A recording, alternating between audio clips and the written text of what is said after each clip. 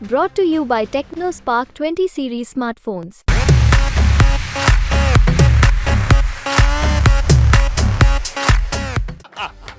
मामा क्या कह रहा था बताओ। दिल्ली नहीं जाएंगे तो दिल्ली कैसे जाएगा वो? सीएम है, दम तो उनकी पार्टी नहीं निकाल दी क्योंकि उन्हें पूर्व बना दिया। कहा है कि जाएंगे तो पलटू कौन हुआ, जनता या मामा? एमपी तक वाले मिलवा देंगे तो हम तैयार हैं एक ही प्लेटफॉर्म पे बहस करने की। नमस्कार, आप देख रहे हैं एमपी तक। आपके साथ मैं हूं अमित तिवारी और मेरे साथ हैं खास मेहमान, और उनकी चर्चा इसलिए विशेष क्योंकि हमें विदिशा संसदीय क्षेत्र में और विदिशा में जो कांग्रेस के प्रत्याशी हैं, वो कांग्रेस के प्रत्याशी इस वर्ष के प्रत्याशी नहीं हैं।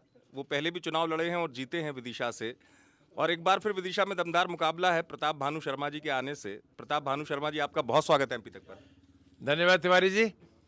जोश आपके चेहरे पे नजर आ रहा है, प्रचार कैसा चल रहा है? अरे जी, जीत का जोश है, जीत का प्रचार है। क्षेत्र की जनता चुनाव लड़ा रही है मुझे, मैंने थोड़ी टिकट मांगा था। लोगों ने कहा नहीं, चुनाव लड़ना है आपके लिए। अच्छा, आला कमान चुनाव लड़ना है, आला कमान ने। हम चुनाव मैदान में नहीं, लेकिन अच्छा, जितनी जानकारी हमें है, बड़े अरसे बाद आप कुछ फिर से चुनाव लड़ रहे हैं, तो इस बार मतलब क्या कांग्रेस आला कमान ने पहले से मन बना लिया था कि आपको उतारना है? अब कुछ ऐसा ही होगा मेरे ख्याल में। पहले शिवराज सिंह का चुनाव लड़ने का नहीं था, तो हम चाह रहे थे कोई युवा चेहरे को आप चुनाव लड़ा दें। मेरे मन की भावना ये थी। पर जब शिवराज सिंह का नाम आया तो सीधा दिल्ली से आदेश आया कि प्रताप भानु शर्मा को चुनाव लड़ना है। उनसे पूछो, कहो जाके। तो उनका जितेंद्र सिंह जी का फोन आया दिल्ली से। जीतू पटवारी जी ने भी कहा कि आप तैयार हैं? हमका पूरी तरह तैयार हैं, पार्टी हाईकमान का आदेश सर्वोपरि, जीतने का चुनाव लड़ेंगे हम प्रताप भानु शर्मा। बिल्कुल ठीक है, जोश आपका दिख रहा है। और पहले आपने कहा कि जीत का जोश है, ये पहले से नहीं, जनता की जीत का जोश है। मेरा क्या है, ये जनता चुनाव लड़ रही है और मैंने यहाँ काम किए हैं 10 साल सांसद रह के जी। चाहे वो 100% विद्युतीकरण योजना हो, इंदिरा जी से मंजूर कराई थी जब मैं सांसद पहली बार बना था। 3000 गांव में से सिर्फ 350-400 गांव में बिजली थी। आज 99% गांव में बिजली है। ये इंदिरा गांधी की देन है, कांग्रेस सरकार की देन है।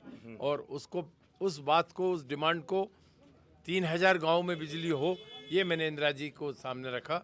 सिंचाई योजनाएं आई हमारे यहाँ, हलाली विस्तारित योजना आई, बांसगढ़ सिंचाई योजना आई, बुधनी में कोलार। आप जाइए रेहटी नसरुल्लागंज में, लोग कहेंगे कोलार लाने वाला भागीरथ वही है, प्रताप भानु शर्मा। लोग कह रहे हैं, किसान कहेंगे ये, क्योंकि वो बरसों से बंद पड़ी थी बस्तों में। ठीक है, लेकिन अब चुनाव चूंकि इसलिए विदिशा का कहा जा रहा, आपके सामने चुनाव दमदार प्रत्याशी है, पूर्व सीएम है, और एक चुनाव पहले भी लड़े उनके खिलाफ। आपने कह दिया पूर्व सीएम है, दम तो है अभी। दम तो उनकी पार्टी नहीं निकाल दी क्योंकि उन्हें पूर्व बना दिया। क्यों बनाया? कह रहे दिल्ली जाएंगे मामा दिल्ली जाएंगे। मामा कह रहा था हम दिल्ली नहीं जाएंगे। मामा क्या कह रहा था बताओ? दिल्ली नहीं जाएंगे तो दिल्ली कैसे जाएगा वो? नहीं, अब कहा है कि जाएंगे तो पलटू कौन हुआ, जनता या मामा? ठीक है। आप बताइए, 2700 रुपए प्रति क्विंटल अनाज की दाम गेहूं खरीदेंगे, ये किसान से वायदा किया। 450 की हम गैस की टंकी देंगे, ये हम उपभोक्ता से कहा। इसने ये कहा कि हम बहना को हम 3000 रुपए चुनाव के बाद देंगे। तीनों मामले में झूठा निकला। और मोदी जी ने कहा था हम 2 करोड़ लोगों को हर साल रोजगार देंगे, हर साल। तो 20 करोड़ को तो मिल ही गए होंगे। जो पूछे जरा, मोदी जी से कोई नहीं पूछता, पूछो आप जाके। किसान की आमदनी दुगनी कर देंगे।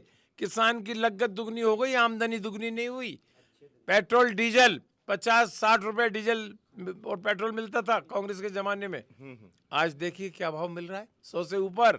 हमने इनने पहले से ही अलार्म वहां तो वहां चर्चा के तिवारी जी, 10 लाख अरे तिवारी जी, अभी ये सुनो, अब की बार 100-400 पार जो कह रहे हैं ना, पेट्रोल डीजल की कीमतें 400 पार हैं। वो ये नहीं कह रहे 400 सीटें जीतेंगे, अब की बार कीमतें 400 पार। अच्छा, हाँ, तो सावधान रहने की जरूरत है। ठीक है, बड़ा मुद्दा बता रहे हैं। लेकिन चूंकि बात यह है कि वहां पे दावा किया जा रहा है बीजेपी के समर्थक, और एक अरसा हुआ विदिशा में जब आप रहे सांसद, उसके बाद जब आप राजनीति से आपने दूरी बनाई या क्या रहा, क्योंकि बीजेपी का गढ़ बन गया विदिशा, इस बात से तो इनकार नहीं किया जा सकता। काफी अरसे से बीजेपी का ही सांसद यहाँ से बनता आ रहा है, चाहे कोई हो। तिवारी जी, आपको याद दिला दूं कि बीजेपी के गढ़ को मैंने ही तोड़ा था 1980 में। पहले भी लोग यही कहते थे। फिर हम 84 में लड़े, और 91 में जब अटल जी आए तब हम अटल जी से हम ही लड़े थे। हमारा यही कार्यकर्ता लड़ा था पोलिंग पे, लड़ा था कि नहीं? हर पोलिंग पे लड़ा था। और आज वही चुनौती हर पोलिंग पे कांग्रेस कार्यकर्ता स्वीकार कर रहा है, अंगद की तरह पैर जमाए अपने पोलिंग की रक्षा कर रहा है। हम जीतेंगे।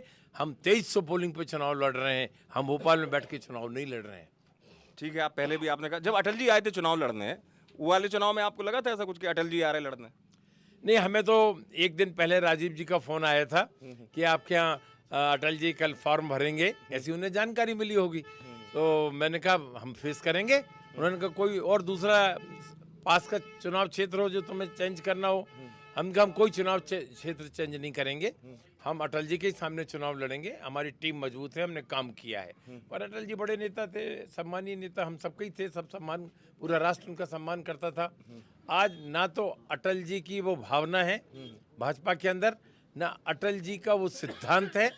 भाजपा का चाल, चरित्र और चेहरा तीनों बदल गए हैं अब। बिल्कुल, आप डटे हुए हैं इसी जोश के साथ। एक आपका जोश है दादा, और एक बताओ, आपकी पार्टी के उम्मीदवार प्रचार कर रहे थे अक्षय बम, बताइए, प्रचार करते करते बीजेपी में चले गए, इस पर आप कैसे कहेंगे? ऐसे लोगों को टिकट क्यों मिलता है दादा? हमें तो ये देखना चाहिए भाजपा ऐसे भ्रष्ट काम क्यों करती है।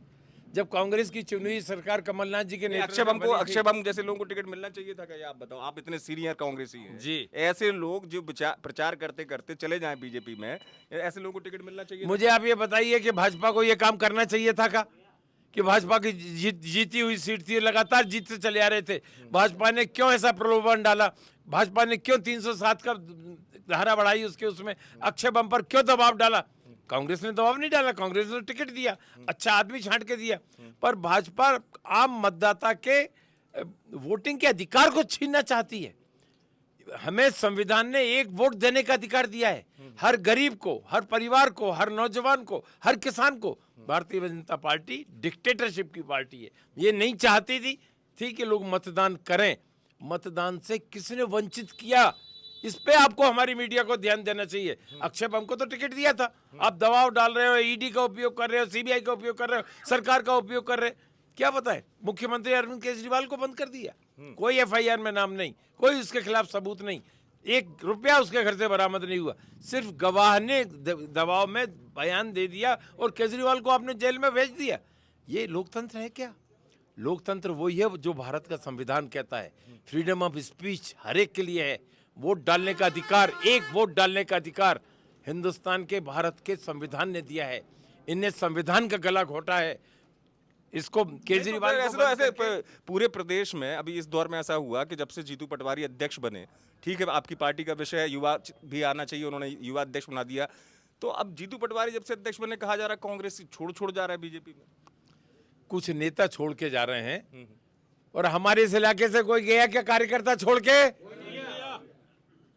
जनता का जवाब सुन लो आप। ठीक है, आपकी बात का जवाब है। हाँ। कुछ नेता दबाव में, लालच में छोड़कर जा सकते हैं। जीतू पटवारी एक युवा नेता है, उसके साथ यूथ टीम है, हम सबका सपोर्ट, कार्यकर्ताओं का सपोर्ट जीतू पटवारी के साथ है, क्योंकि वो पार्टी हाईकमान के निर्देश पर बने हैं, इसलिए। ठीक है, आपकी निष्ठा अभी भी वैसी जैसे उतने वर्षों से लेकर अभी तक कायम है। चुनाव प्रचार में कहते हैं कि प्रत्याशी आमने सामने हो जाए, मुलाकात, दुआ सलाम, राम राम, मिले शिवराज जी कभी? अभी तक तो मिले नहीं, पर यदि आज तक वाले क्या है आपका एमपी तक वाले मिलवा देंगे तो हम तैयार हैं एक ही प्लेटफॉर्म पर बहस करने के लिए। 10 साल में प्रताप भानु शर्मा अपने काम गिना देगा, और वो 32 साल में 18 साल चीफ मिनिस्टर रहकर और 14 साल सांसद रहकर विदिशा रायसेन संसदीय क्षेत्र को क्या दिया, मैं बहस करने तैयार हूँ। मिलान करा दीजिए आप। ठीक है, और अब एक चीज, सामना करा दीजिए। आमना सामना कह रहे हैं, खुली चुनौती है प्रताप भानु शर्मा। चुनौती है, मैं तो अभी भी कह रहा हूँ।